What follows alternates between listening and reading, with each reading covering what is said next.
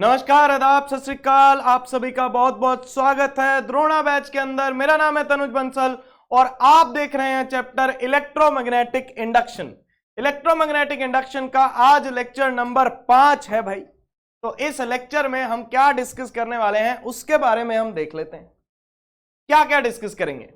Mutual induction के बारे में डिस्कस करेंगे, mutual inductance of two coaxial solenoids इनके बारे में डिस्कस करेंगे, इंडक्टर को सर्किट्स में लगाएंगे और energy stored in an inductor, ठीक है ना, energy stored in an inductor यानी कि इंडक्टर में जो एनर्जी है उसके बारे में हम यहां पे देखेंगे। चलिए भाई, तो सबसे पहले म्यूचुअल इंडक्शन। म्यूचुअल इंडक्शन होती क्या है, ठीक है ना। अब म्यूचुअल इंडक्टेंस या म्यूचुअल इंडक्शन है क्या? देखो, सेल्फ इंडक्शन, इससे पहले थोड़ी सी बात सेल्फ इंडक्शन की करते हैं। वैसे हमने पिछले लेक्चर में इसको देखा था, लेकिन सेल्फ इंडक्शन क्या होती है? सेल्फ इंडक्शन होती है कि अपने में ही फ्लक्स के चेंज को अपोज करना। कॉइल है, मान लो इसमें करंट फ्लो हो रहा है और ये करंट चेंज कर रहा है। ये करंट क्या कर रहा है? चेंज कर रहा है। तो अपने में ही होने वाले करंट के चेंज को या करंट की वजह से इसमें फ्लक्स भी तो चेंज होगी भाई। अगर इसमें करंट आ रहा है तो फ्लक्स भी तो आएगी ना। तो अपने में ही होने वाले फ्लक्स के चेंज को या करंट के चेंज को अपोज करना, ठीक है ना, करंट के चेंज को या फ्लक्स के चेंज को अपोज करना, तो इसको यहां पे हम बोलेंगे क्या? Self induction. ये होता है formula phi is proportional to I. Proportionality हटाएंगे तो ये बनेगा एल आई। तो phi is equals to L I यहां पे बन जाएगा, ठीक है ना। Phi is equals to L I बन जाएगा। तो ये यहां पे हमारे पास आ गया। अच्छा जी, अब सुनिएगा यहां पे, तो phi is proportional to I आ गया और phi is equals to L I यहां पे मिल गया हमें।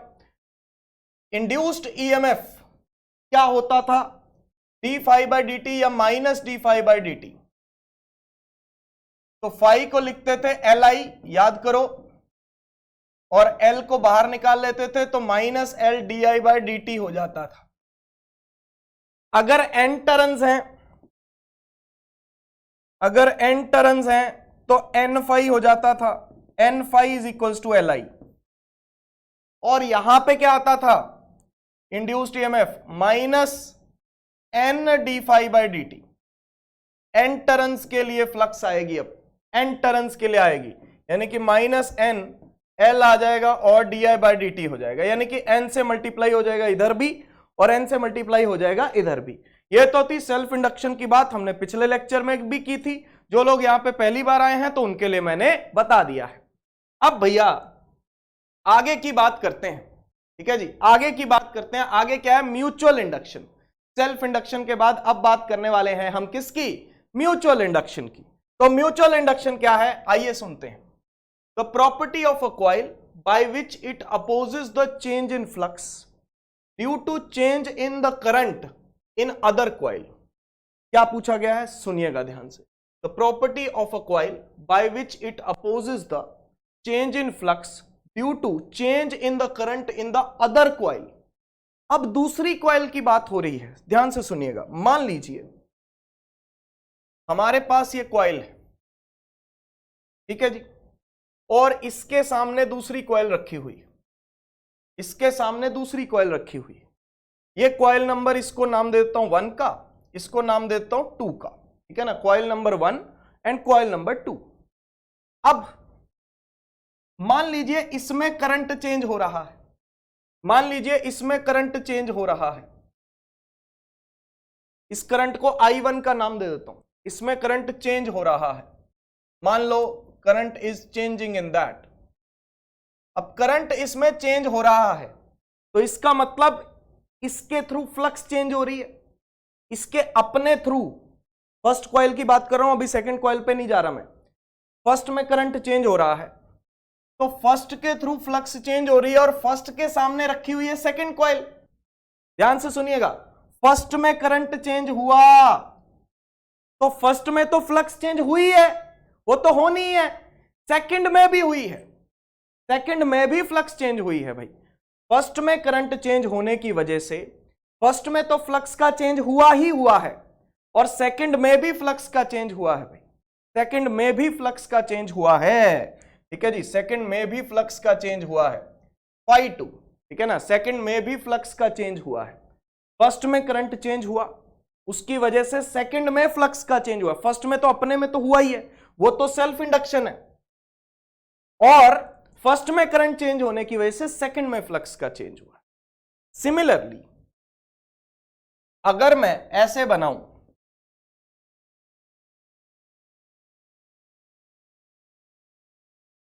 अब मैं करंट को चेंज करता हूं सेकंड में, सेकंड का करंट चेंज हो रहा है, तो सेकंड का करंट चेंज हो रहा है तो इसकी वजह से फ्लक्स भी चेंज होगी। तो अब ये मैग्नेटिक फील्ड लाइंस बनाओ भाई, दोनों कॉइल आमने सामने रखी हुई है ना भाई।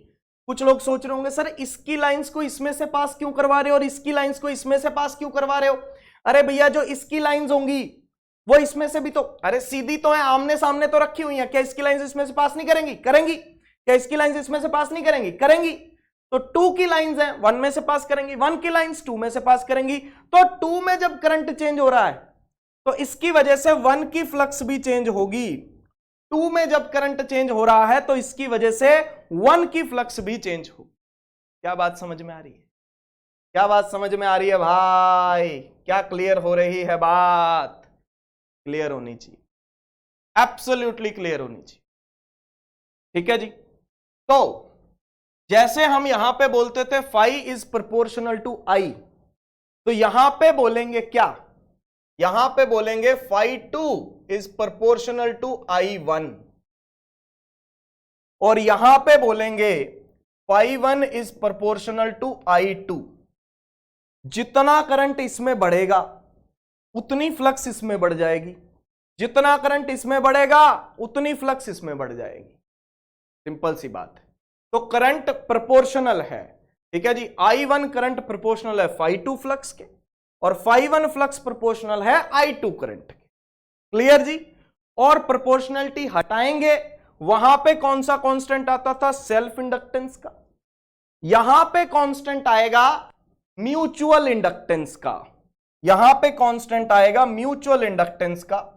तो यहां पे हटाएंगे इसको, म्यूचुअल इंडक्टेंस का कोएफिशिएंट आएगा M21, इसको बोलते हैं म्यूचुअल इंडक्टेंस, इसको बोलते हैं mutual inductance, mutual inductance M21। ये म्यूचुअल इंडक्टेंस है 2 की, किसकी वजह से हो रही है? 1 में करंट चेंज करने की वजह से हो रही है।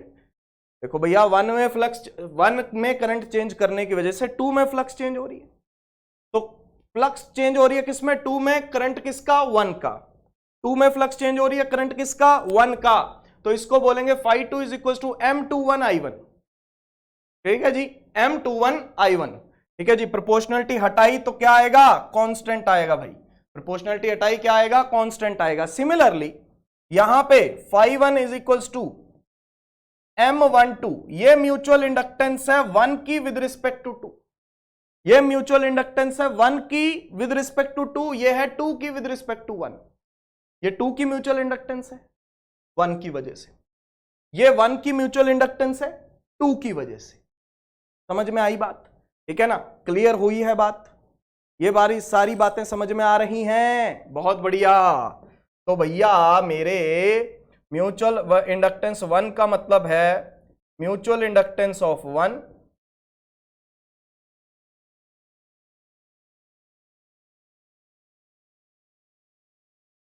with respect to 2, 1 with respect to 2, या फिर mutual inductance of 2, mutual inductance of 2 with respect to 1, with respect to 1, M12 या M21, M12 या M21। क्लियर हुआ? बहुत अच्छे। अब अगर नंबर ऑफ टर्न्स हैं, अब अगर नंबर ऑफ टर्न्स हैं भाई, अब यहां पे अभी नंबर ऑफ टर्न्स तो मैंने लिखी नहीं है। देखो यहां पे नंबर ऑफ टर्न्स अगर n है तो n phi is equals to Li हो गया था।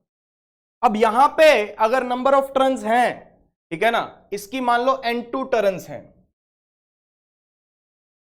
यहां पे n2 वाली टर्न्स यूज होंगी क्योंकि फ्लक्स हम 2 के थ्रू देख रहे हैं। तो अगर N2 टर्न्स हैं तो N2 phi2 is equals to M21 I1 आ जाएगा। अगर नंबर ऑफ टर्न्स N2 हैं तो N2 phi2 is equals to M21 I1 आ जाएगा। और सिमिलरली इधर यहां पे नंबर ऑफ टर्न्स N1 है, क्योंकि यहां पे 1 के थ्रू फ्लक्स देख रहे हैं। अगर 1 के थ्रू फ्लक्स देख रहे हैं तो क्या लिखेंगे, N1 phi1 is equals to M12 I2, ठीक है ना, जहां पे जगह बचती है आप लिख सकते हैं N1 phi1 is equals to M12 I2। Clear हुआ? दोबारा सुन लो भाई, सिंपल सी बात है। मैं आपको 1 की फ्लक्स 2 के करंट के प्रोपोर्शनल है, 2 की फ्लक्स 1 के करंट के प्रोपोर्शनल। जब प्रोपोर्शनलिटी हटाते हैं तो कांस्टेंट आता है, यहां पे भी प्रोपोर्शनलिटी हटाते हैं तो कांस्टेंट आता है। अगर n टर्न्स के लिए बात करें तो n phi1, यहां पे N1 phi1 M12 I2 होगा, और यहां पे N2 phi2 M21 I1 होगा, क्योंकि यहां पे सेकंड के थ्रू फ्लक्स देख रहे हैं तो सेकंड की टर्न्स कितनी है, ठीक है ना भाई, इसकी नंबर ऑफ टर्न्स N2 है। ये तो एक कॉइल के थ्रू फ्लक्स है, ये तो सिंगल कॉइल के थ्रू फ्लक्स है भाई। N2 टर्न्स के लिए तो N2 से मल्टीप्लाई करना पड़ेगा, समझ पा रहे हो? सिमिलरली ये तो एक टर्न की फ्लक्स है, इसकी एक टर्न की फ्लक्स है, तो N1 टर्न्स है तो N1 से मल्टीप्लाई करना पड़ेगा। और एक बात, एक थ्योरम होती है, theorem of reciprocity, theorem of reciprocity. Theorem of reciprocity ये कहती है कि ये जो 1 का म्यूचुअल इंडक्टेंस 2 के रिस्पेक्ट में है और 2 का म्यूचुअल इंडक्टेंस 1 के रिस्पेक्ट में है, ये दोनों बराबर होते हैं, ये दोनों बराबर होते हैं भाई, हमेशा बराबर होते हैं। 1 की म्यूचुअल इंडक्टेंस 2 के रिस्पेक्ट में, 2 की म्यूचुअल इंडक्टेंस 1 के रिस्पेक्ट में हमेशा आपको बराबर देखने को मिलेगी। ऑपोजिट मतलब सॉरी इक्वल होते हैं, ठीक है जी। थ्योरम ऑफ रेसिप्रोसिटी कहते हैं इसे, क्या कहते हैं, थ्योरम ऑफ रेसिप्रोसिटी, ठीक है जी। ये बात आपको ध्यान में रहनी चाहिए, क्लियर है? ओके। तो इसका मतलब इन फॉर्मूलों में M12 या M21 अगर नहीं भी लिखोगे, सिंपली इसको M लिख दोगे तो भी कोई दिक्कत नहीं। मतलब इस फॉर्मूले को अगर आप ऐसे लिख दोगे, phi1 is equals to MI2 and phi2 is equals to MI1, तो भी कोई दिक्कत नहीं, तो भी कोई दिक्कत नहीं, ठीक है ना।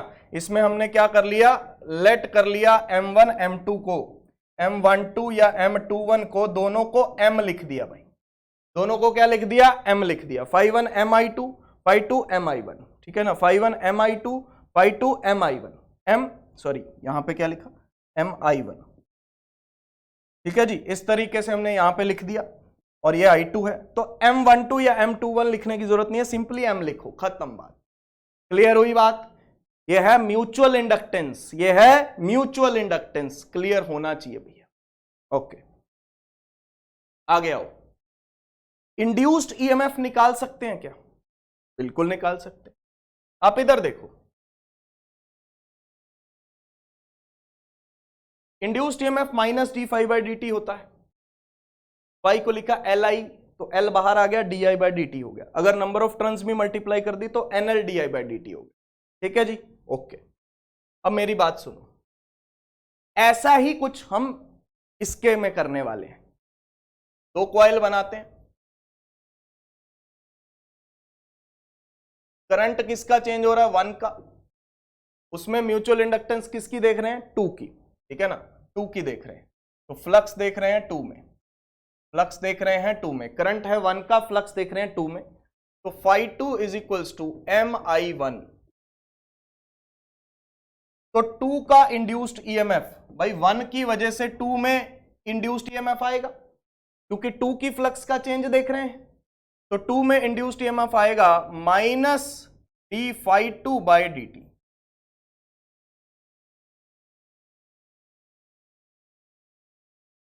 MI1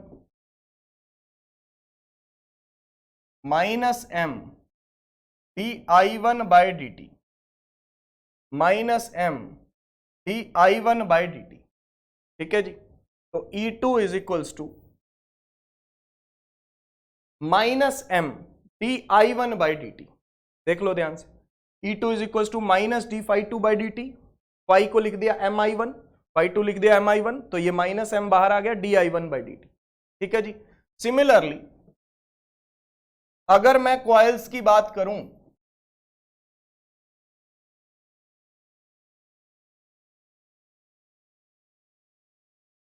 I2 और इसके थ्रू फ्लक्स होगी फाई वन,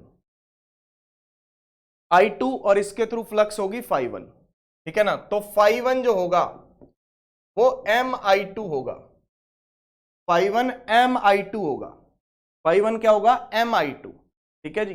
फाई वन क्या होगा MI2 होगा। तो इंड्यूस्ड ईएमएफ 1 का जो होगा वो minus D phi one by D T होगा, minus D phi one by D T होगा। तो minus M D I two by D T,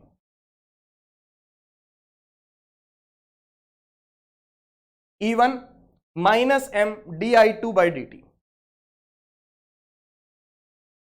क्योंकि फाई वन जो है वो MI2 है, यानी कि इंड्यूस्ड ईएमएफ आप देखो, अगर 2 का देखना है आपको करंट का चेंज 1 में देखना पड़ेगा। ये rate of change of current है D I one by D T, rate of change of current in 1। और अगर 1 का देखना है तो ये rate of change of current है 2 का, तो ये rate of change of current है 2 का। और नंबर ऑफ टर्न्स है तो फिर नंबर ऑफ टर्न से भी मल्टीप्लाई हो जाएगा। क्लियर हुई है बात।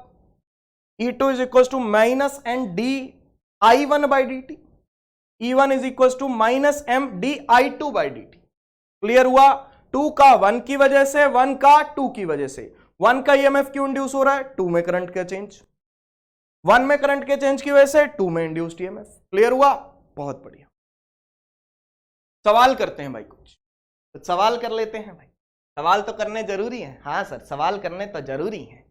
तो सवाल क्या है देखिएगा, an EMF of 0.5 volt is developed in the secondary coil. Secondary coil के अंदर ईएमएफ 0.5 वोल्ट का डेवलप हो गया when the current in the primary coil changes from 5 ampere to 2 ampere in the 300 milli seconds.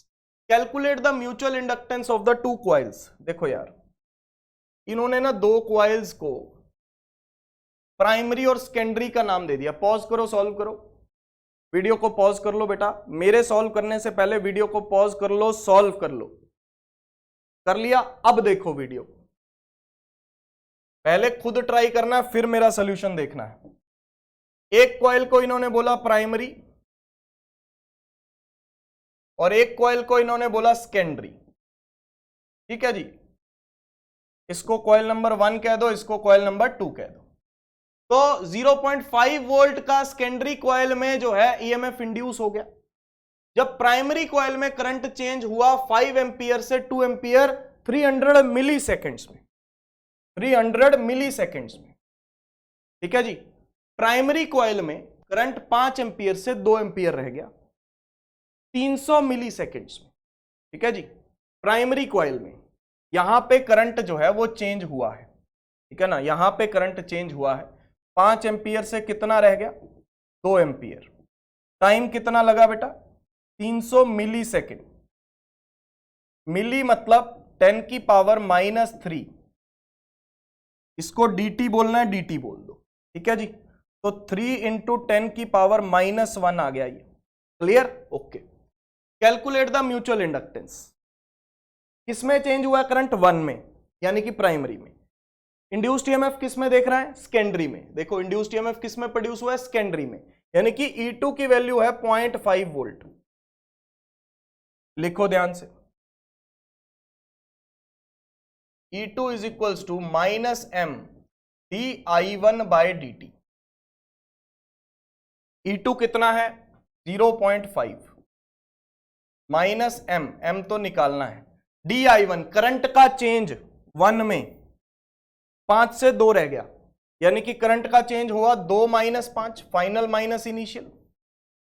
5 - 2 कर लो, 2 - 5 कर लो, उससे सिर्फ sign का फर्क आएगा और कोई फर्क नहीं आएगा, तो आपको टेंशन लेने की जरूरत नहीं है। dt कितना है? 3 इंटू 10 की पावर -1। 3 इंटू 10 की पावर -1, ठीक है जी। तो ये 0.5 माइनस m और ये -3 और ये 3 इंटू 10 की पावर -1। 3 से 3 कटेगा भाई, माइनस से माइनस कटेगा और ये 10 ऊपर चला जाएगा। तो 0.5 is equals to 10m, m आएगा 0.5/10, तो एक और 0 से डिवाइड हो जाएगा, ये 0.05 आएगा। यूनिट वही होगी हेनरी, जो सेल्फ इंडक्टेंस की यूनिट होती है वही म्यूचुअल इंडक्टेंस की यूनिट होती है, ठीक है ना। मैं लिख भी देता हूं, unit of mutual inductance is same as that of L, that is henry. Henry को किससे लिखा जाता है? H से। जो सेल्फ इंडक्टेंस की यूनिट है वही म्यूचुअल इंडक्टेंस की भी यूनिट होती है, और इसको लिखा जाता है हेनरी यानी कि H से। म्यूचुअल इंडक्टेंस 0.05 हेनरी, ठीक है जी। क्लियर हो गया? खल्लास, ठीक है ना। 0.5/10 तो ये 0.05 हेनरी हो गया। क्लियर होनी चाहिए भैया बात, क्लियर है? बहुत बढ़िया, ठीक है जी। सारा सवाल सॉल्व हो गया, आपको बहुत बहुत मुबारक हो। अगले सवाल पे आओ। अगला सवाल आ गया सर, अगला सवाल CBSE all India PMT, empty लिखा हुआ है, पीएमटी है, प्री मेडिकल टेस्ट। तो 1998 का सवाल है। Two coils have a mutual inductance of 0.005 henry. दो कॉइल्स का म्यूचुअल इंडक्टेंस 0.005 हेनरी है। Current changes in the first coil according to the equation I is equal to I not sine omega T. I not 10 ampere है, omega 100 pi radian per second. The maximum value of EMF in the second coil is, देखो भैया, first coil है और second coil है। First coil में जो current है, ठीक है जी, फर्स्ट कॉइल का जो करंट है वो I not sine omega T है। साइन चेंज होगा भाई, साइन की वैल्यू चेंज होती रहती है, ओमेगा टी, ठीक है ना। तो साइन की वैल्यू टाइम के साथ चेंज होती रहेगी, तो क्या करंट की वैल्यू टाइम के साथ चेंज होती रहेगी? बिल्कुल चेंज होती रहेगी। तो इसका मतलब करंट चेंज हो रहा है भाई, करंट क्या हो रहा है? चेंज हो रहा है। तो अब इंड्यूस्ड ईएमएफ हमें निकालना है किसमें? सेकंड कॉइल में। उसकी maximum value of EMF in the second coil. बेटा मैक्सिमम वैल्यू तो सर बाद में निकालेंगे, पहले वैल्यू तो निकाल लें। हाँ, तो E2 क्या आएगा? -m dI1/dt, ठीक है जी। क्या मैं इसको I1 लिख दूं क्योंकि ये करंट फर्स्ट कॉइल का है? लिख दो सर। चलो, तो इसका dI1/dt करना है। I नॉट साइन का डिफरेंशिएशन होता है cos, फिर जो अंदर लिखा होता है चेन रूल से उसका दोबारा डिफरेंशिएशन होता है। ओमेगा टी का डिफरेंशिएशन क्या होगा? टाइम के रिस्पेक्ट में ओमेगा, ठीक है जी। तो ये बन जाएगा dI1/dt I not omega cos omega T, I not omega cos omega T, ठीक है जी। ये बन गया हमारे पास। तो अब यहां पे लिखेंगे -m I not omega cos omega T, ये इसका वैल्यू है। अब इसकी मैक्सिमम वैल्यू क्या हो सकती है? अगर मैं इसके मैग्नीट्यूड की बात करूं तो माइनस लगाने की जरूरत नहीं है, m I not omega cos omega T. लेकिन मुझसे मैग्नीट्यूड नहीं पूछा, मुझे पूछा मैक्सिमम वैल्यू, ज्यादा से ज्यादा इसकी वैल्यू कितनी हो सकती है? बेटा इसकी ज्यादा से ज्यादा वैल्यू तब होगी जब कॉस की वैल्यू 1 होगी। कॉस ओमेगा टी की मैक्सिमम वैल्यू किसके बराबर हो सकती है? 1 के। भाई बाकी सारी चीजें तो कांस्टेंट है, m भी कांस्टेंट, I नॉट भी, ओमेगा भी, सारी वैल्यू दी हुई है, पुट करूंगा मैं, ठीक है ना। तो आंसर क्या आया? m I नॉट ओमेगा, बस ये निकालना है आपको, ठीक है जी। m कितना है? 0.005, I नॉट कितना है? 10, ठीक है जी, और ओमेगा कितना है? 100 पाई। देखो यार, यहां पे 3 डेसिमल है 0.005 और यहां पे 3 जीरो हैं, कट गए, तो बचा 5 पाई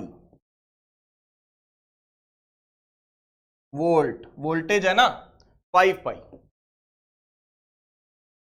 ये तो कैलकुलेशन, अरे 5/1000 हो गया ये, जिसको नहीं समझ में आया 5/1000 हो गया ये, 1000 और ऊपर का 1000 कटेंगे, ऊपर बचेगा 5 और पाई, तो 5 पाई आंसर। ठीक है जी, 5 पाई हमारे पास आंसर आ गया। इंड्यूस्ड ईएमएफ मिल गया हमें सेकंड कॉइल में, और उस इंड्यूस्ड ईएमएफ की मैक्सिमम वैल्यू मिल गई। करंट किसमें चेंज हुआ था? फर्स्ट में, उससे करंट इंड्यूस हुआ किसमें? 2 में। ठीक है जी, बहुत बढ़िया। चलो अब आगे बढ़ते हैं।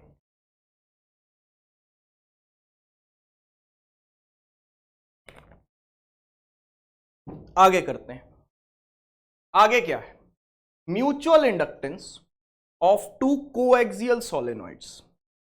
अब हम ऐसी सोलेनॉइड्स की बात करने वाले हैं जिनकी एक्सिस सेम है, उनका म्यूचुअल इंडक्टेंस मैं आपको निकाल के दिखाऊंगा, और उस म्यूचुअल इंडक्टेंस को देखेंगे कि वो म्यूचुअल इंडक्टेंस किन किन चीजों पे डिपेंड करता है, देखना पड़ेगा। जैसे सेल्फ इंडक्टेंस कुछ चीजों पे डिपेंड करता है, बात करेंगे आगे, वैसे ही म्यूचुअल इंडक्टेंस भी कुछ चीजों पे डिपेंड करेगा। किन चीजों पे डिपेंड करेगा वो देखना पड़ेगा। Mutual inductance of two coaxial solenoids. Coaxial solenoids वो होती हैं जिनकी एक्सिस सेम होती है। देखो मैं अभी बना रहा हूं, आपके सामने बनाऊंगा, देखते जाओ। एक सोलेनॉइड बना रहा हूं मैं यहां पे, बड़ी सी। दूसरी सोलेनॉइड बना रहा हूं, दूसरी सोलेनॉइड बना रहा हूं, डॉटेड बना रहा हूं, ठीक है, उसको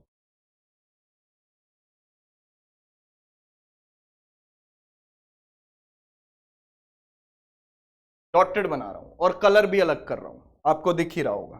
ठीक है, इन दोनों की एक्सिस सेम है। कोएक्सियल मतलब इनकी एक्सिस सेम है। इन दोनों सोलेनॉइड की जो एक्सिस है वो सेम है।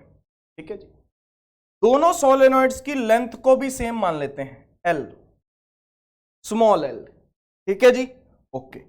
अब इसमें करंट अज्यूम करो, 1 में करंट अज्यूम कर लो I1, 2 में करंट अज्यूम कर लो I2। इसकी number of turns per unit length, इसकी number of turns per unit length, ये इसकी number of turns capital N1, इसकी number of turns capital N2। ध्यान देना मेरी बात पे, number of turns per unit length को मैं लिख रहा हूं स्मॉल n से, और नंबर ऑफ टर्न्स को मैं लिख रहा हूं कैपिटल N से। यानी कि turns per unit length, length से डिवाइड, उसको स्मॉल n से लिख रहा हूं और इसको लिख रहा हूं कैपिटल N से। क्लियर है? बहुत बढ़िया।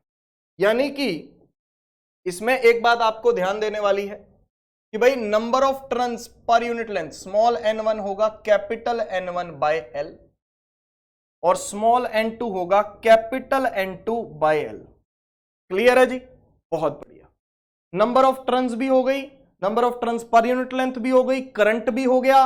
अब सुनो, कोएक्सियल सोलेनॉइड्स एक्सिस सेम है, आपस में लिपटी हुई हैं, ये एक ही एक्सिस पे रखी हुई हैं। एक ही एक्सिस के अंदर, एक सोलेनॉइड के अंदर दूसरी सोलेनॉइड है, एक सोलेनॉइड के अंदर दूसरी सोलेनॉइड है। ठीक है जी, ओके।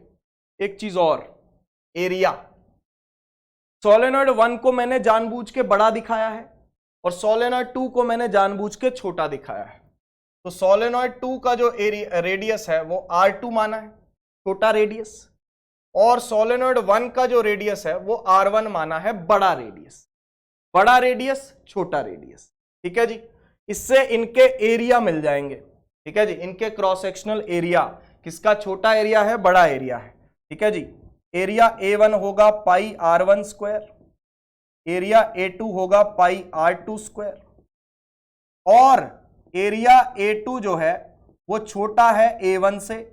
आपको साफ साफ पता लग रहा है क्योंकि R2 रेडियस छोटा है R1 से। क्लियर? बहुत बढ़िया।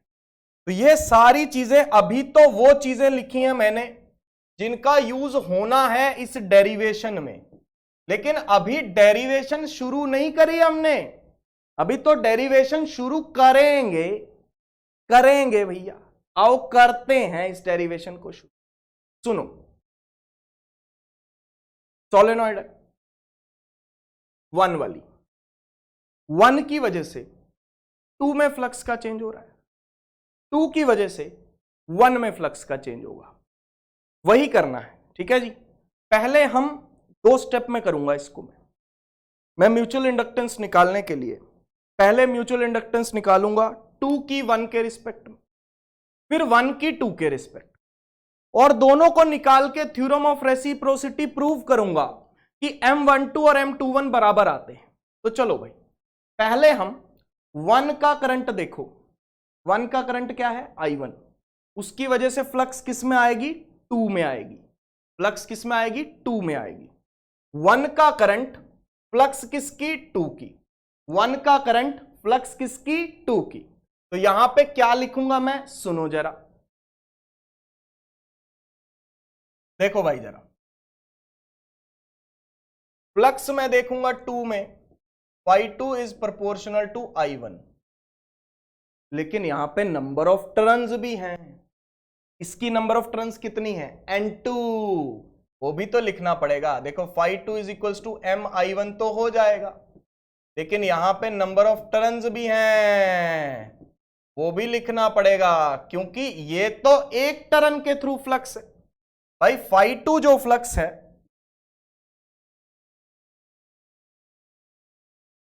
Flux through one turn off coil 2। अगर टोटल फ्लक्स देखनी है वो तो N2 phi2 है। N2 phi2 क्या है? Total flux through coil 2। Coil 2 के थ्रू टोटल फ्लक्स है भाई, कॉइल 2 के थ्रू टोटल फ्लक्स। ठीक है जी, बात समझ में आ रही है? कॉइल 2 के थ्रू टोटल फ्लक्स, ये एक टर्न के थ्रू फ्लक्स, और ये टोटल फ्लक्स होगी N2 phi2। ठीक है, अब सुनो मेरी बात, ध्यान से सुनिएगा मेरी बात जो मैं आपको कहना चाहता हूं। अब मुझे phi2 निकाल लूं मैं, अगर मैं phi2 निकाल लूं तो मेरा काम हो जाएगा? बिल्कुल हो जाएगा। N2 phi2 MI1 करना है, ठीक है ना। phi2 निकालता हूं, सुनो बेटा, करंट किस में है? 1 में। करंट किस में है? 1 में। तो 1 की वजह से मैग्नेटिक फील्ड आएगी। करंट किस में है? 1 में। तो 1 की वजह से मैग्नेटिक फील्ड होगी mu naught N1 I1। Infinite solenoid वाली मैग्नेटिक फील्ड मान के चल रहा हूं, ठीक है जी। इन्फिनाइट सोलेनॉइड वाली मैग्नेटिक फील्ड मान के चल रहा हूं। इन्फिनाइट सोलेनॉइड हम तब मान सकते हैं, किसी भी सोलेनॉइड को, देखो किसी भी सोलेनॉइड को इन्फिनाइट तब मान सकते हैं, मैं अगले पेज पे दिखा देता हूं। अगर किसी भी सोलेनॉइड को आपको इन्फिनाइट मानना हो, ठीक है ना, तो इसका मतलब है कि उसकी लेंथ उसके रेडियस के मुकाबले में बहुत ज्यादा है, इतना बहुत लंबी है उसके रेडियस के मुकाबले में। तो सोलेनॉइड को हम इन्फिनाइट अज्यूम कर सकते हैं। Solenoid can be assumed infinite. तो यहां पे भी हम वही केस लेके चल रहे हैं कि सोलेनॉइड्स, दोनों सोलेनॉइड्स की जो लेंथ है इनके रेडियस के मुकाबले में बहुत ज्यादा है, ठीक है जी, बहुत ज्यादा है। तो उसको घबराने की आवश्यकता नहीं है कि भैया जो इनकी लेंथ मान के चल रहे हैं हम, ठीक है ना, हम जो लेंथ मान के चल रहे हैं, यहां पे लिख देता हूं मैं, length is much much greater than R1 and length is much much greater than R2, therefore both solenoids, इसीलिए दोनों सोलेनॉइड्स को क्या अज्यूम कर सकते हैं? क्या अज्यूम कर सकते हैं भाई दोनों सोलेनॉइड्स को? इनफाइनाइट। दोनों सोलेनॉइड्स को क्या अज्यूम कर सकते हैं? इनफाइनाइट अज्यूम कर सकते हैं, ठीक है जी, दोनों सोलेनॉइड्स। ये B1 है, यहां पे magnetic flux mu naught N1 I1, B1 magnetic flux है म्यू नॉट N1 I1। अब इसकी वजह से देखो, ये तो मैग्नेटिक फील्ड हो गई जो 1 की वजह से प्रोड्यूस हुई है। फ्लक्स किसके थ्रू देखनी है? 2 के थ्रू, ठीक है ना। मैग्नेटिक फील्ड तो 1 की है, मैग्नेटिक फील्ड किसकी वजह से आया है? 1 की वजह से, लेकिन फ्लक्स देखनी है 2 की वजह से, मतलब फ्लक्स देखनी है 2 में। तो फाई क्या होता है? Magnetic field into area. Flux देखेंगे 2 में, मैग्नेटिक फील्ड एरिया आएगा 2 का, क्योंकि फ्लक्स तो 2 के थ्रू देख रहे हैं ना, फ्लक्स तो छोटी वाली कॉइल के थ्रू देख रहे हैं, फ्लक्स तो छोटी वाली कॉइल के थ्रू देख रहे हैं, तो एरिया तो छोटी वाली कॉइल का आएगा। समझ पा रहे हो? बहुत बढ़िया। ठीक है जी, तो B1 mu naught N1 I1 और यहां पे A2 आ जाएगा, mu not small N1 I1 A2, phi2 आ गया। बस अब पुट करना और कुछ नहीं करना, अब पुट करना है और कुछ नहीं करना। इसको पुट कर दो 1 में, N2 phi2 N2 और mu not N1 I1 A2 is equals to MI1। एक बात देखने लायक हो गई यहां पे कि I1 से I1 कट गया, म्यूचुअल इंडक्टेंस कितनी आई, mu not N1 N2 A2, mu not N1 N2 A2, mu not N1 N2 A2। ये म्यूचुअल इंडक्टेंस है, ये म्यूचुअल इंडक्टेंस है भाई। समझ पा रहे हो? ये किसकी म्यूचुअल इंडक्टेंस है, किसकी है? ये 2 की है 1 के रिस्पेक्ट में, 2 की है 1 के रिस्पेक्ट में। तो अगर इसको ऐसे लिखना चाहते हो M21, यहां पे भी M21 लिखना चाहते हो तो लिख लो, कोई बुराई नहीं है। ठीक है ना, यहां पे भी अगर आप M21 लिखना चाहते हो तो कोई बुराई नहीं है। I1 से I1 कट गया, M21 लिख लो, कोई बुराई नहीं है। ये M21 की वैल्यू है, किसकी वैल्यू है? M21 की वैल्यू है। Mutual inductance of 2 with respect to 1, ये किसकी है म्यूचुअल इंडक्टेंस? 2 की है 1 के रिस्पेक्ट में। किसकी है? 2 की है 1 के रिस्पेक्ट में है भैया। किसके रिस्पेक्ट में? 1 के रिस्पेक्ट में 2 की म्यूचुअल इंडक्टेंस है। आई होप ये आपको क्लियर होनी चाहिए भाई, पूरे तरीके से क्लियर होनी चाहिए। ये 2 की म्यूचुअल इंडक्टेंस है 1 के रिस्पेक्ट। क्लियर है? बहुत बढ़िया। अब आगे बढ़ते हैं। अब मैं उल्टा करूंगा, लेकिन इससे पहले इसको थोड़ा सा अरेंज कर दूंगा मैं। ठीक है ना, इसके पहले इसको अरेंज कर दूंगा थोड़ा, लेकिन अब इसके अगले स्टेप में मैं उल्टा करूंगा। ठीक है, मेरी बात को ध्यान से सुनो। M21 क्या आया? Mu not small N1 N2 A2, small N1 N2 A2। Small N1 को क्या लिख सकते हो? Capital N1 by L N2 A2। ठीक है जी, तो ये M21 है, mu not N1 N2 A2 by L। ठीक है, mu not N1 N2 A2 by L, ये म्यूचुअल इंडक्टेंस है 2 की विद रिस्पेक्ट टू 1। ठीक, क्लियर है? बहुत बढ़िया। अब उल्टा करेंगे हम, अब हम उल्टा करेंगे। 2 में करंट भेजेंगे और 1 की फ्लक्स देखेंगे। 2 में करंट भेजेंगे और 1 की फ्लक्स देखेंगे। उसके लिए अगले पेज पे ही चलते हैं, फालतू में मतलब अलग से रखने की कोई जरूरत नहीं है। इस पेज को जो पहले लिखा था इसको यहां से पहले रखते हैं और अब अगले पेज पे चलते हैं। ठीक है? हाँ, ध्यान से सुनिए, फिर से वही बनाता हूं, थोड़ा जल्दी जल्दी बना लेते हैं। दोबारा बना रहे हैं, अरे ऐसा। ठीक है जी, ऐसा बना दिया हमने यहां पे। ओके, अब सुनिएगा क्या करने वाले हैं हम यहां पे। ठीक है ना, क्या करने वाले हैं उसको समझिए। I2 का करंट है, करंट I2 में आप फ्लक्स देखेंगे 1 के थ्रू। ठीक है ना, करंट I2 का है तो फ्लक्स देखेंगे किसके थ्रू?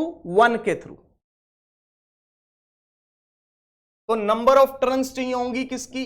N1 स्मॉल N1, इसकी भी चाहिए हो सकती है N2 small N2।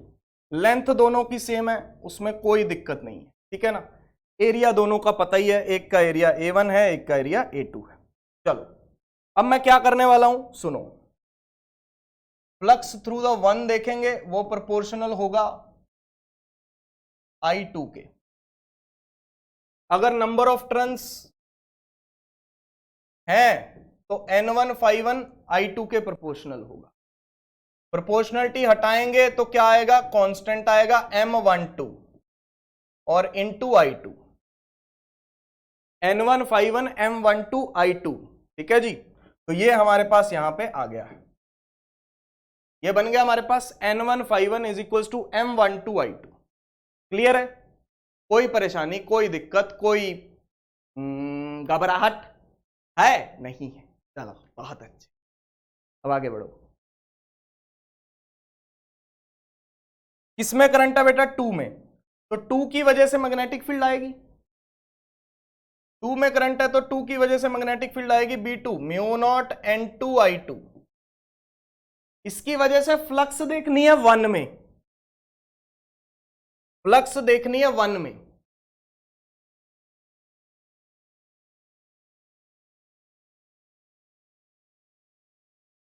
B2 into A1। बहुत सारे बच्चे सोच रहे होंगे कि मैंने सही किया है, बता देता हूं कि मैंने क्या किया है। देखो इधर फ्लक्स 2 में देख रहे थे, B1 A2 किया था, मैग्नेटिक फील्ड 1 की थी, एरिया 2 का था, क्योंकि उसके थ्रू फ्लक्स देख रहे। अब मैग्नेटिक फील्ड 2 की है, एरिया 1 का है, पता क्या है,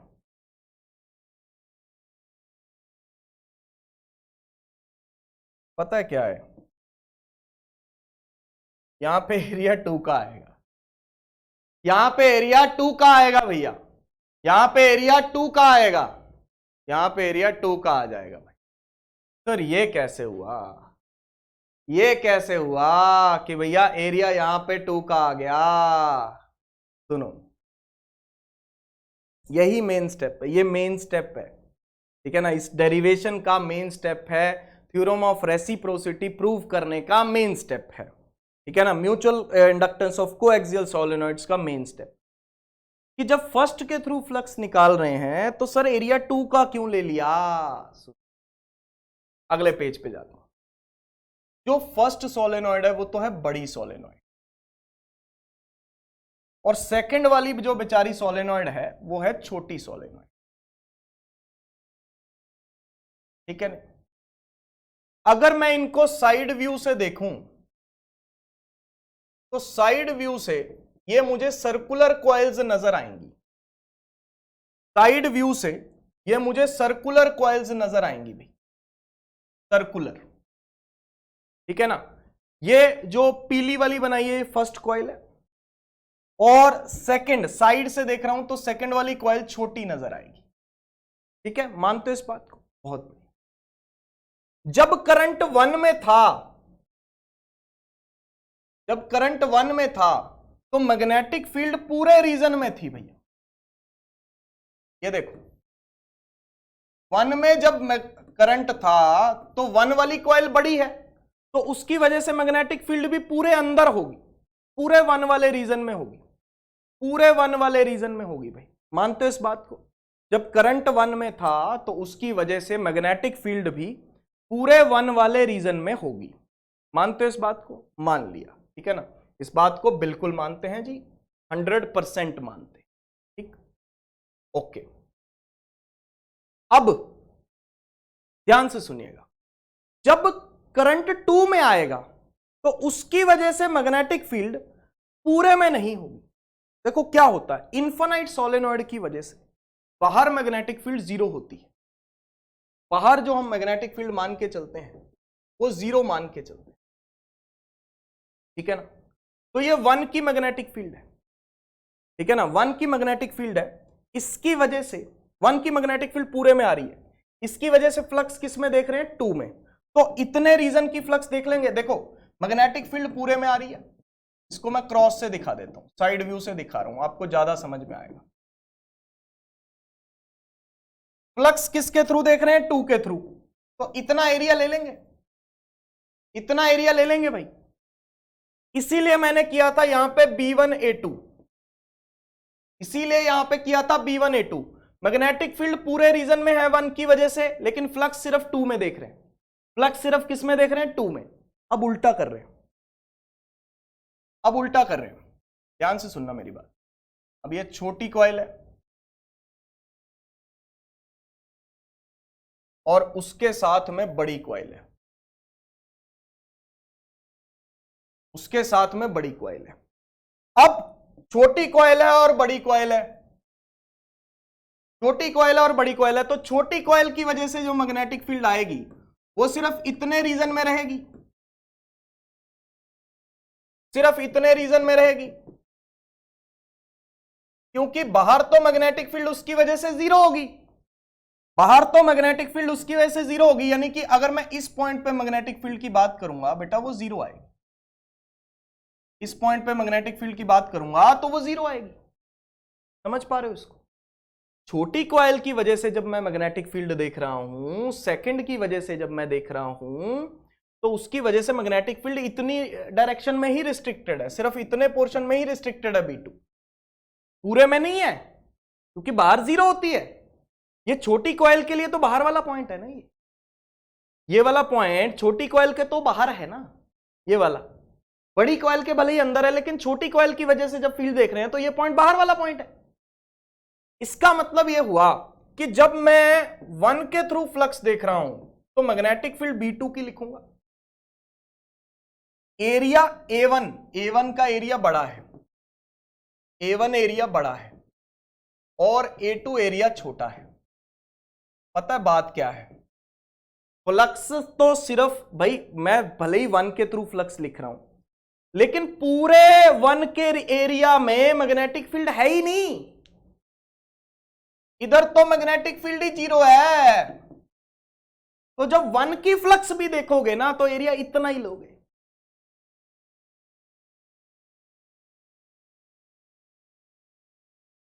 समझ पा रहे हो? जब बड़े वाले की वजह से मैग्नेटिक फील्ड देख रहे हो और फ्लक्स छोटे में देख रहे हो तो छोटे का एरिया लेना है।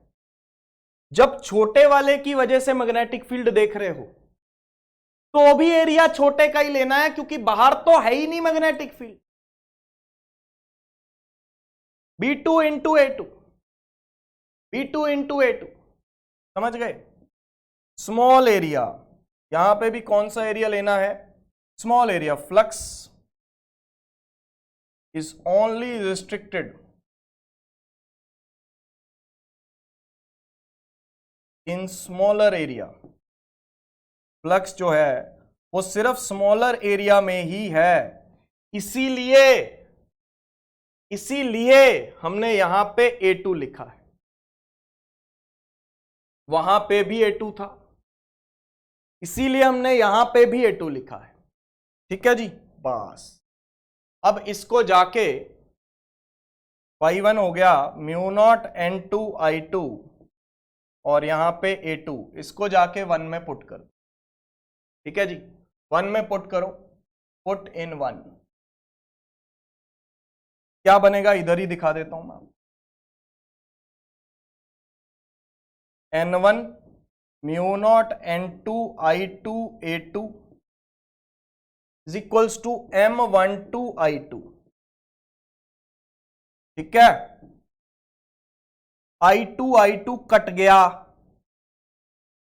तो M12 is equals to mu not N1 N2 A2।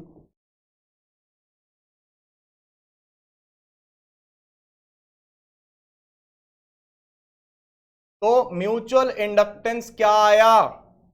Mu not N1 N2 A2, N2 की वैल्यू क्या है? Capital N2/L।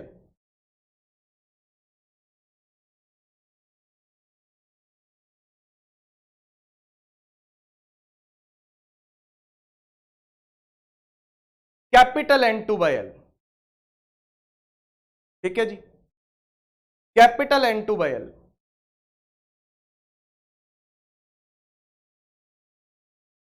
N1 N2 A2/L, N1 N2 A2/L, दोनों फॉर्मूले सेम है कि नहीं है? क्या दोनों फॉर्मूले सेम है? बोलो, क्या दोनों फॉर्मूले सेम है? बिल्कुल सेम है भाई, बिल्कुल सेम है, 100% सेम है। देखो जरा, M21 भी वही है, M12 भी वही है, क्योंकि एरिया हमने दोनों में A2 ही लिया है। और मैंने आपको कहा था कि थ्योरम ऑफ रेसिप्रोसिटी प्रूव होगी, M1 M2 दोनों बराबर प्रूव होंगे। M1 M2 दोनों बराबर प्रूव होंगे भाई। M12 और M21 mu naught N1 N2 A2 by L, और A2 कौन से वाला एरिया लेना है? छोटा एरिया। A2 कौन सा एरिया है याद रखना, A2 कौन सा एरिया है? छोटा एरिया, स्मॉल एरिया, छोटे वाला एरिया लेना है भाई। ये क्या है? Theorem of reciprocity. ये क्या है? थ्योरम ऑफ रेसिप्रोसिटी है भाई, ये रेसिप्रोसिटी की थ्योरम है, थ्योरम ऑफ रेसिप्रोसिटी। क्लियर? बहुत बढ़िया। This is the theorem of reciprocity. M21 M12 दोनों क्या हैं? बराबर हैं। Mu naught N1 N2 A2 by L, mu naught N1 N2 A2 by L। Clear है? बहुत अच्छे। अच्छा जी, अब सुनो, आपको यह दिखाई दे रहा है कि जो म्यूचुअल इंडक्टेंस है वो किन किन चीजों पे डिपेंड कर रही है? देखो जरा ध्यान से, किन किन चीजों पे डिपेंड कर रही है?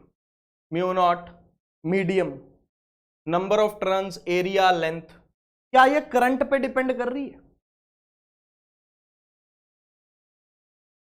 करंट तो कटा है, I2 कटा है, यहां पे I1 कटा है यहां पे। क्या ये फ्लक्स पे डिपेंड कर रही है? बेटा फ्लक्स की तो वैल्यू पुट कर दी बाद में मैंने, फ्लक्स की तो वैल्यू पुट कर दी बाद में मैंने। ये तो कांस्टेंट है, ये कांस्टेंट है, φ2 प्रोपोर्शनल टू I1 है, तो उसमें एज अ कांस्टेंट आया है ये म्यूचुअल इंडक्टेंस। इसका मतलब ना तो ये इस पे डिपेंड करता है, ना ही ये इस पे डिपेंड करता है। इसका मतलब ना ही फ्लक्स पे ना ही करंट पे, दोनों पे ही डिपेंड नहीं करता। ये तो इन चीजों पे डिपेंड करता है जो अभी लिखी हुई आई है हमारे पास। ठीक है जी, तो हम यहां पे लिखेंगे म्यूचुअल इंडक्टेंस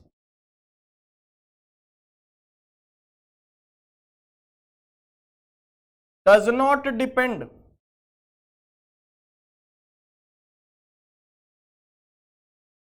ऑन, किस पे डिपेंड नहीं करता? ये किस पे डिपेंड नहीं करता? फ्लक्स पे एंड करंट पे।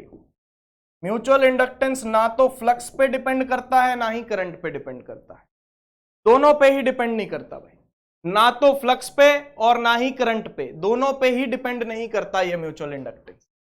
ठीक है जी, ओके। तो म्यूचुअल इंडक्टेंस फ्लक्स और करंट पे डिपेंड नहीं करता, ठीक है ना, फ्लक्स और करंट पे डिपेंड नहीं करता है ये। ठीक है जी, ओके। तो ये करता किन पे है डिपेंड? तो ये डिपेंड किन पे करता है? ठीक है ना, ये डिपेंड किन पे करता है वो देखा हमने। जी हाँ, ये रहा mu naught N1 N2 A2 by L। तो ये डिपेंड करता है, म्यूचुअल इंडक्टेंस डिपेंड्स ऑन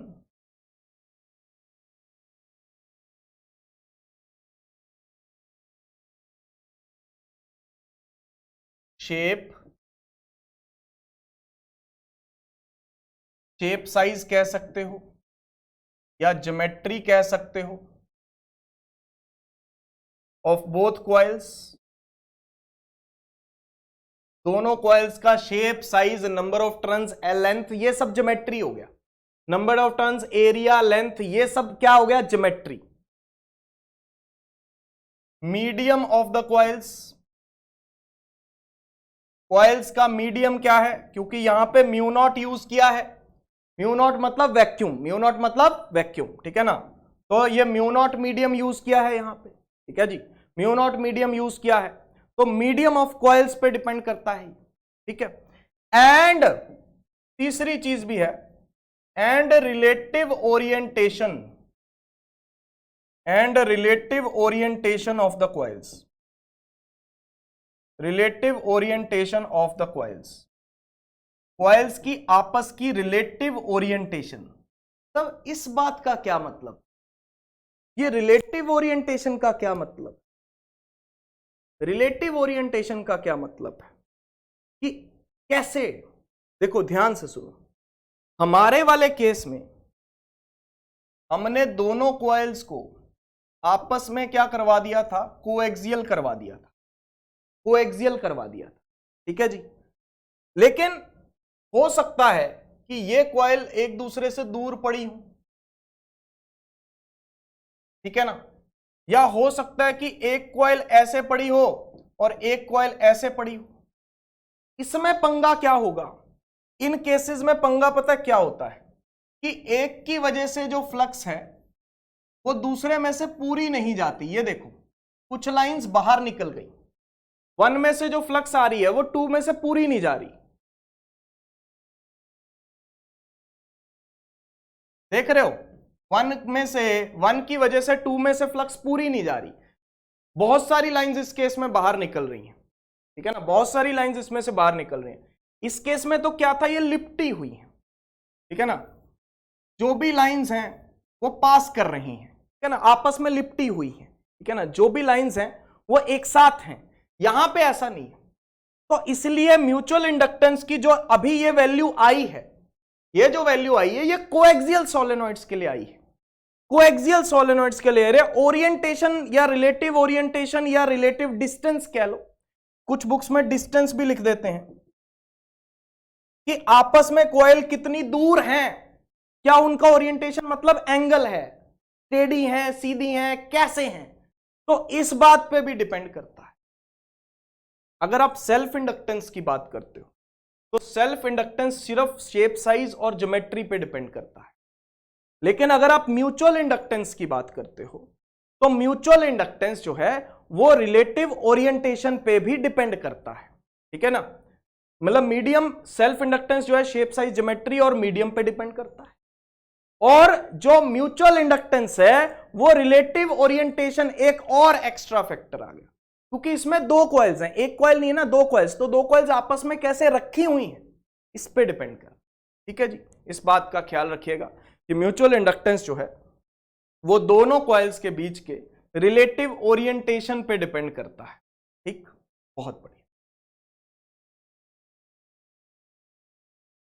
आगे सुनिएगा, ये तो हमने कह दिया कि म्यूचुअल इंडक्टेंस जो है वो रिलेटिव ओरिएंटेशन पे डिपेंड करता है। अब एक फॉर्मूला तो ये बना लिया था, कोई कुछ लोग कह सकते हैं सर हमें स्मॉल n1 की फॉर्म में फॉर्मूला चाहिए, स्मॉल n1 की फॉर्म में फॉर्मूला चाहिए, तो उनके लिए स्मॉल n1 की फॉर्म में भी फॉर्मूला है हमारे पास, ठीक है ना, उनके लिए स्मॉल n1 की फॉर्म में भी फॉर्मूला हमने यहां पे लेके आए हैं।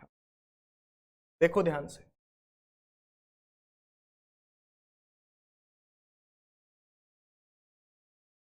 Mu naught n1 n2 A2 by L, ठीक है ना, इसको ऐसे लिखो, n1 को लिख लो small n1 number of turns per unit length into length, इसको लिख लो number of turns per unit length into length, A2 by L। किसी ने मुझे कहा था कि लेंथ जो है ना नीचे लिखी हुई अच्छी नहीं लग रही, तो इसको ऊपर ले जाओ, तो एक लेंथ से एक लेंथ काट दी मैंने, तो ये म्यूचुअल इंडक्टेंस क्या बन गई भाई, M12 या M21, mu not small n1 n2 A2 into length बन गया। ये एक लेंथ ऊपर आ गई, एक लेंथ यहां पे नीचे थी, यहां पे ऊपर आ गई, अगर स्मॉल n की फॉर्म में लिखा। सेल्फ इंडक्टेंस याद करो सोलेनॉइड का, सेल्फ इंडक्टेंस सोलेनॉइड का याद करो, number of turns capital N, number of turns per unit length small n। इसकी जो सेल्फ इंडक्टेंस आती थी वो mu naught n square area by length आती थी, या mu not small n square area into length होती थी। ध्यान से सुनो, जो सेल्फ इंडक्टेंस था उसमें क्या था, नंबर ऑफ टर्न्स का स्क्वायर एरिया बाय लेंथ, ये number of turns per unit length है, एरिया और इनटू लेंथ हो गया। यहां पे नंबर ऑफ टर्न्स का स्क्वायर नहीं है, मल्टीप्लिकेशन है, क्योंकि 2 है ना, मल्टीप्लिकेशन है।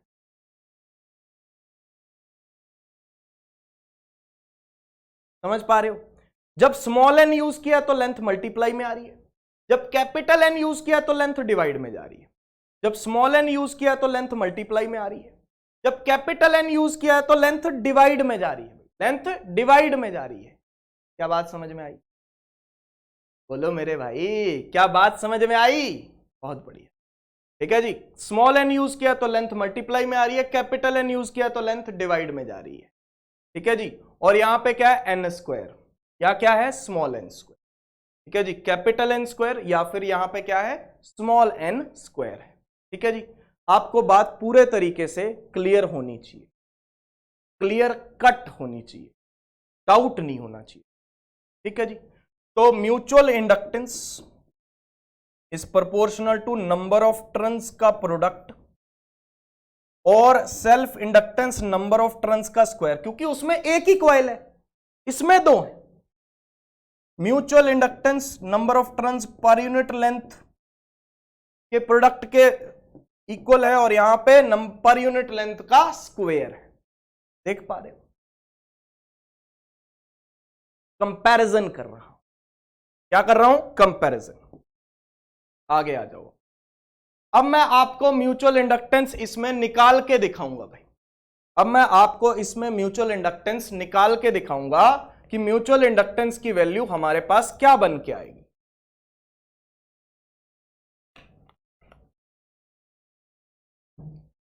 थोड़ा सा पानी पी लेते हैं भाई। पी लिया पानी।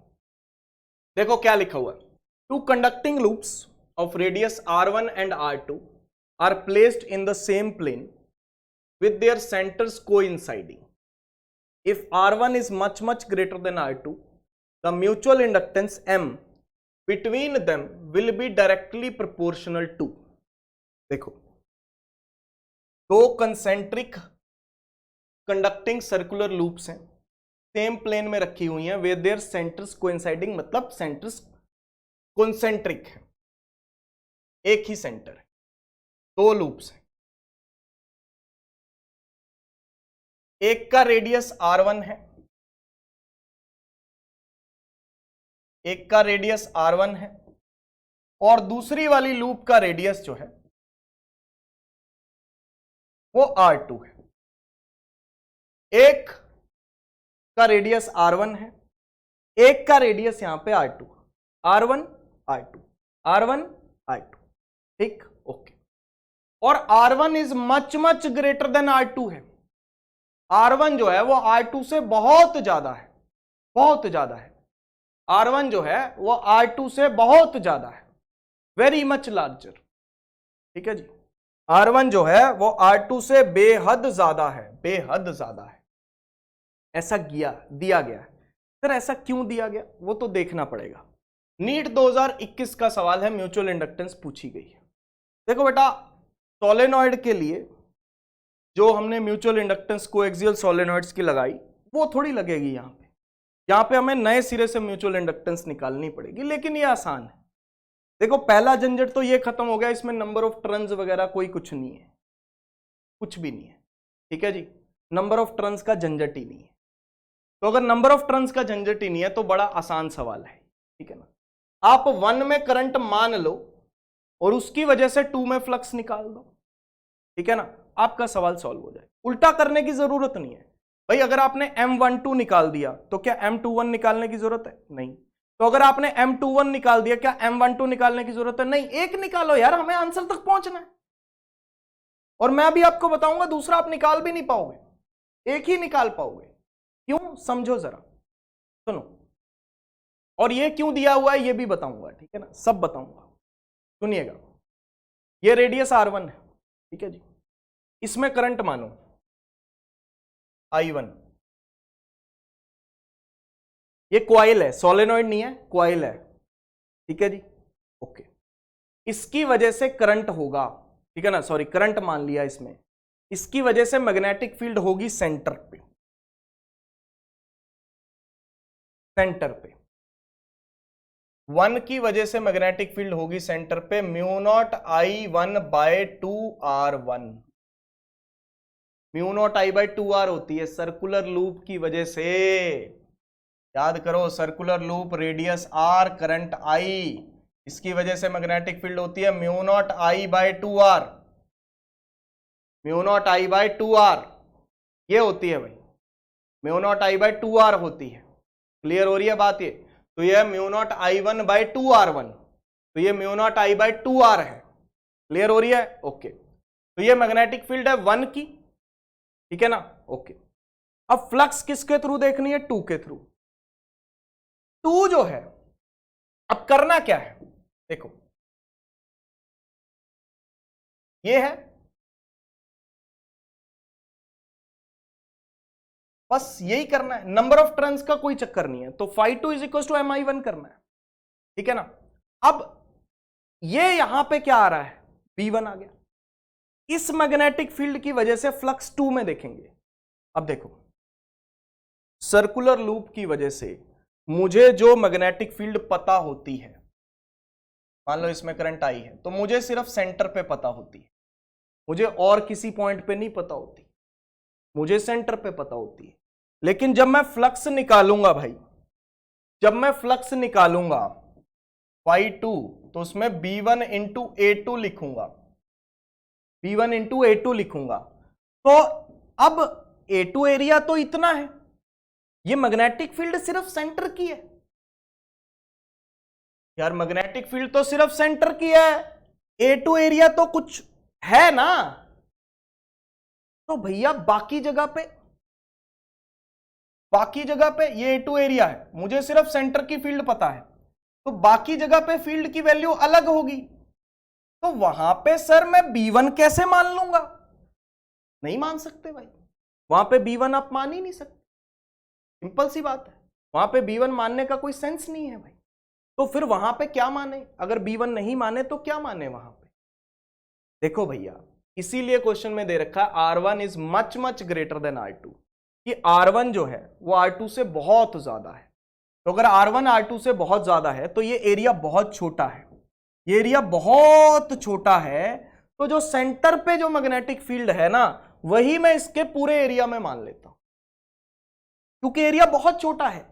तो ये सेंटर के आसपास के ही पॉइंट्स हैं सारे, ये सारे पॉइंट सेंटर के आसपास के ही हैं, तो इसके अंदर मैं magnetic field assumed uniform, magnetic field को इस एरिया में यूनिफॉर्म मान लेते हैं भाई, मैग्नेटिक फील्ड को इस एरिया में क्या मान लेते हैं? यूनिफॉर्म मान लेते हैं। क्लियर हो रही है बात? मैग्नेटिक फील्ड को इस एरिया में क्या मान लेते हैं? यूनिफॉर्म मान लेते हैं, क्योंकि है छोटा सा एरिया ही, बहुत छोटा एरिया, इसीलिए दिया है क्वेश्चन, ताकि हम ऐसा मान सके, वरना तो मैं पूरे एरिया में मैग्नेटिक फील्ड को यूनिफॉर्म नहीं मान सकता, क्योंकि मुझे सिर्फ सेंटर की फील्ड पता है, मुझे बाकी जगह की फील्ड नहीं पता।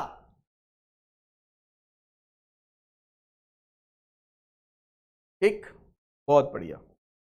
तो φ1 b1 A2, तो mu naught I1 bye 2R1 into A2, ठीक है जी। और ये क्या है? A2 क्या है? पाई R2 स्क्वायर बाय 2R1, ये φ1 हो गया।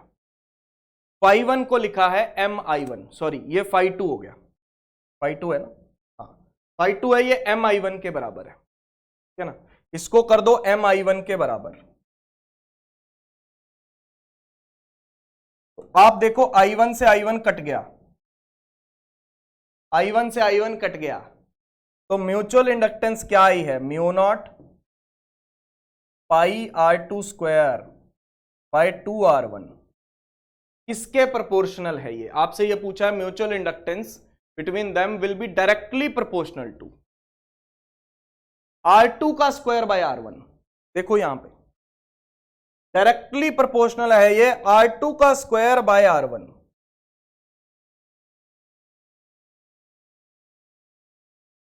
कुछ नहीं किया मैंने, 1 में मैग्नेटिक फील्ड निकाली, 1 की वजह से मैग्नेटिक फील्ड, 2 में फ्लक्स देखी, 2 का एरिया ले लिया, फील्ड को यूनिफॉर्म मान लिया पूरे 2 के एरिया में, क्योंकि ये एरिया बहुत छोटा है, ठीक है ना, वो कर दिया, फिर mi1 के बराबर कर दिया, काम खत्म हो गया, R2 स्क्वायर बाय R1 के प्रोपोर्शनल आ गया। ये नीट 2021 का सवाल है, अभी अभी बहुत ताजा सवाल है, बहुत ताजा सवाल है।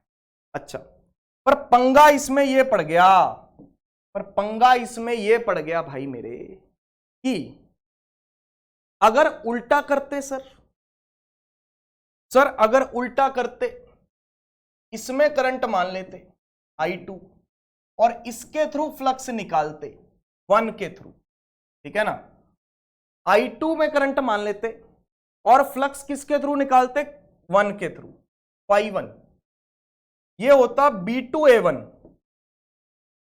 पता क्या है, ये इतना बड़ा एरिया है कि इसकी जो फील्ड है, अब B2 जो मैं लिखता वो आती mu naught I2 by 2R2, ये आती। ये फील्ड सिर्फ सेंटर की फील्ड है, सिर्फ सेंटर की। इसको मैं पूरे एरिया में क्या फील्ड है मुझे पता ही नहीं। यहां पे फील्ड क्या है, अननोन है, इस जगह पे फील्ड अननोन है भाई,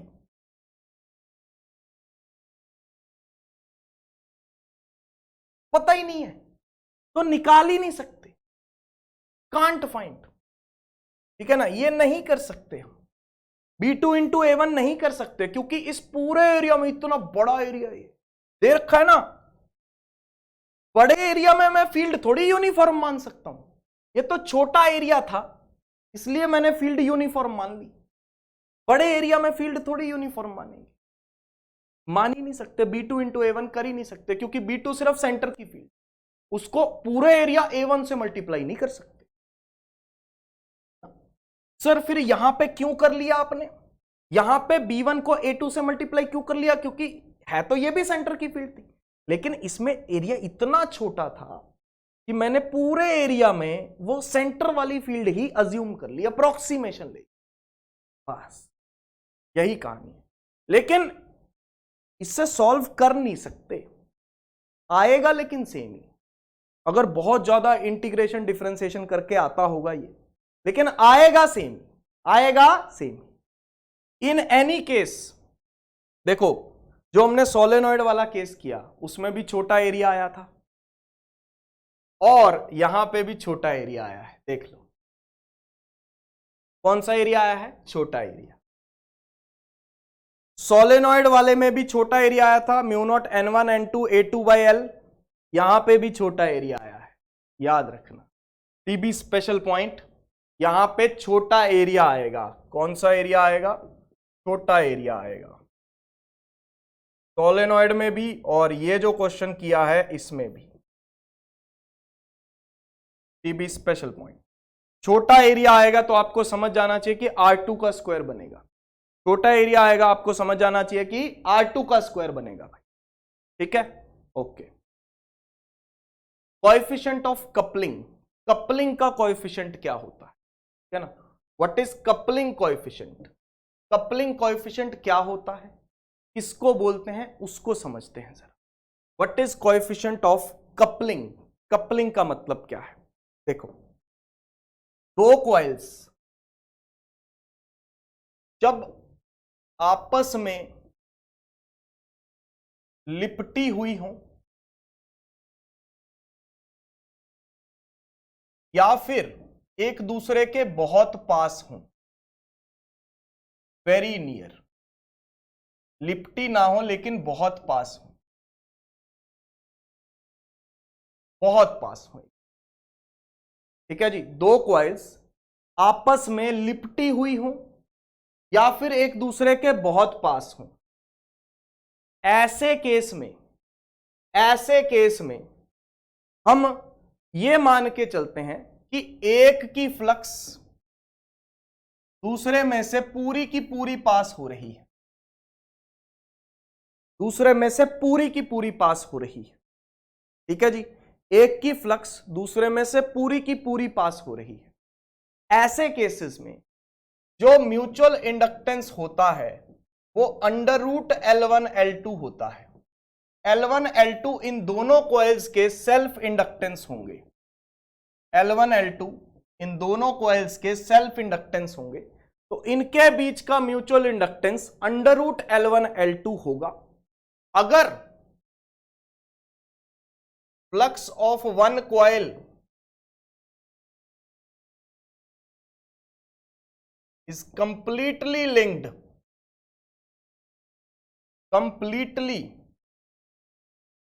linked with second coil, completely linked with second coil. ठीक है जी, एक क्वाइल की फ्लक्स दूसरे क्वाइल के साथ कंप्लीटली अगर लिंक हो रही है तो ऐसे केस को हम क्या कहते हैं कि भाई म्यूचुअल इंडक्टेंस जो है वो अंडर रूट L1L2 है, अंडर रूट L1L2 है उस केस में। ठीक, अगर ये कंप्लीटली लिंक नहीं हो रही, अगर ये कंप्लीटली लिंक नहीं हो रही है भाई, ठीक है, इधर देखो, अगर ये कंप्लीटली लिंक नहीं हो रही, दूसरा केस है, मान लो थोड़ी दूर है, सम डिस्टेंस पे है, ये दोनों कॉइल्स सम डिस्टेंस पे हैं,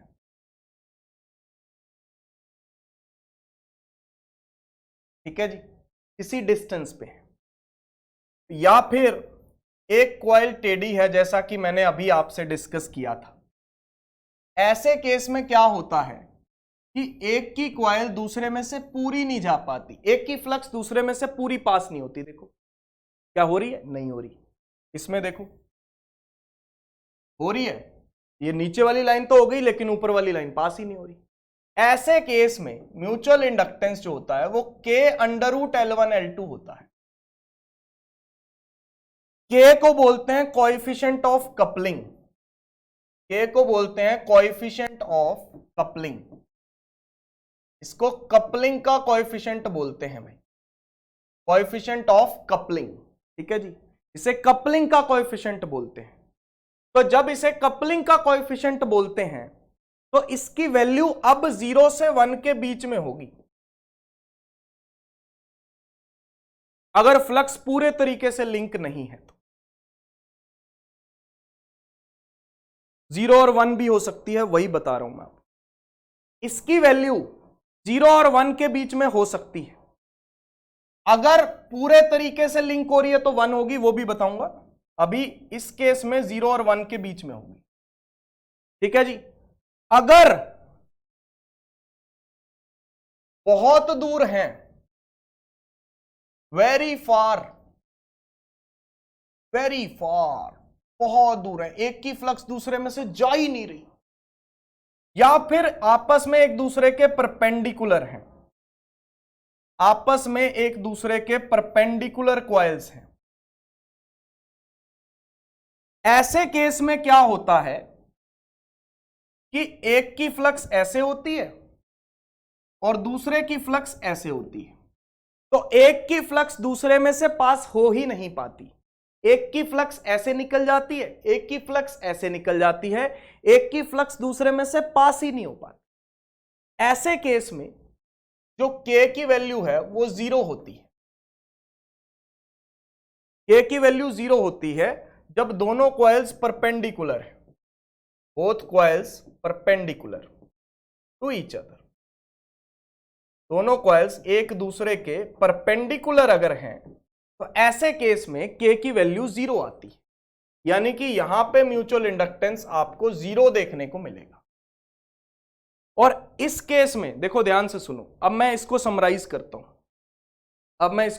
करता हूं, देखो म्यूचुअल इंडक्टेंस का फॉर्मूला है K अंडर रूट L1L2, ये फॉर्मूला बेसिक फॉर्मूला होता है ना। अगर कॉइल्स बहुत पास हैं या एक दूसरे में लिपटी हुई हैं, या फिर एक दूसरे में लिपटी हुई हैं, तो K की वैल्यू 1 होगी और म्यूचुअल इंडक्टेंस होगा अंडर रूट L1L2, जो कि मैं आपको पहले बता चुका। यानी कि इस केस के लिए K की वैल्यू 1 है। ठीक है जी, ओके। अगर बहुत दूर हैं, वेरी फार, या फिर एक दूसरे के परपेंडिकुलर हैं, तो एक की फ्लक्स ऐसे, एक की फ्लक्स ऐसे, कोई भी एक दूसरे में से पास नहीं करेगा, तो इसके लिए K की वैल्यू 0 है, तो म्यूचुअल इंडक्टेंस भी 0 आएगा। बाकी केसेस के लिए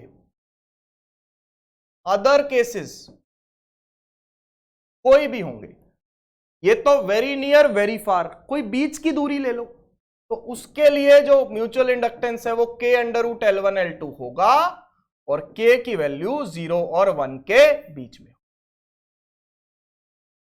क्लियर? बढ़िया। तो ये कोएफिशिएंट ऑफ कपलिंग का कच्चा चिट्ठा है पूरा। कपलिंग मतलब दो लोग, तो दो लोगों के बारे में बात हो रही थी। CBSE PMT, all India PMT 2006 का सवाल है। दो कॉइल्स जिनका सेल्फ इंडक्टेंस दे रखा है 2 और 8 are placed so close together that effective flux in one coil is completely linked with the other. The mutual inductance between these coils is completely linked है बेटा। K की वैल्यू 1 होगी √L1L2, 2 × 8 यानी कि 16 का √4, 4 मिली हेनरी, 4 मिली हेनरी भैया। क्या आ गया आंसर? खल्लास, 4 मिली हेनरी आंसर आ गया भैया, 4 मिली हेनरी। खत्म हो गया क्वेश्चन। ठीक है जी, क्लियर? बहुत बढ़िया। अब जो अगला टॉपिक है वो आज नहीं करेंगे क्योंकि आज म्यूचुअल इंडक्टेंस पे ही हमने काफी टाइम जो है दिया है, तो अगले टॉपिक्स को हम नेक्स्ट लेक्चर के लिए रखेंगे। तो ये टॉपिक्स जो है आज हम नहीं कर पाए हैं, तो ऐसा नहीं है आज की क्लास को बहुत ज्यादा नहीं बढ़ाऊंगा मैं आप लोगों के लिए, तो बस इतना ही हम यहां पे रखेंगे। ठीक है ना? इनके बारे में बाद में बात करेंगे क्योंकि इन पे भी टाइम लगेगा, तो लेक्चर बहुत लंबा पहुंच जाएगा। ठीक है ना? फिर तो 2-2.5 घंटे के ऊपर लेक्चर पहुंच जाएगा, जो कि मैं नहीं चाहता ऑब्वियसली। तो शुक्रिया, शुभ रात्रि, शब खैर, टेक केयर, गुड नाइट, अपना ख्याल रखिएगा। फिर मिलते हैं अगले लेक्चर में। Bye bye. Bye bye.